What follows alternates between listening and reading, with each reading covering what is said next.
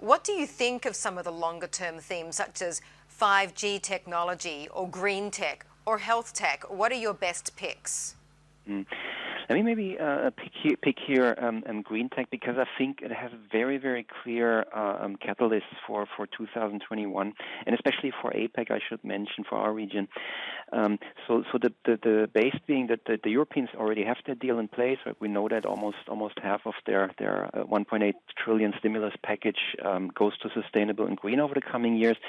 China, we heard President Xi sort of, we don't have as much detail, arguably, but some cornerstones, 2030 carbon peak, 2060 neutral, we have that in place, and we know, if we translate that, we know that it means the annual capacity that gets installed on solar has to about double to about 100 gigs per year. So that's, doubling is very, very meaningful.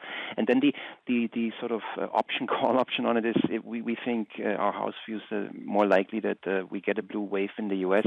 And if we do get that, that's the wild card, right? Another $2 trillion on a climate plan from the Democrats here. And the interesting point for Asia, I would mention, is that the U.S. doesn't have really very significant installation capacity or production capacity for neither for wind nor especially not for solar. It's the solar, depending on which sub-industry you look at, it's dominated by anywhere between 80 and 95% of the production. Polysilicon, solar glass, etc., is now in China.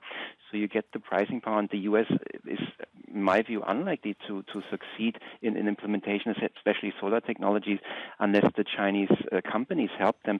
So here, yes, I know they have Chinese stocks, of course, involved in this, have already started to run, but there's so much optionality in this. Additionally, there's a very, very interesting topic with a clear catalyst ahead of us in the next 12 months because of all the spending.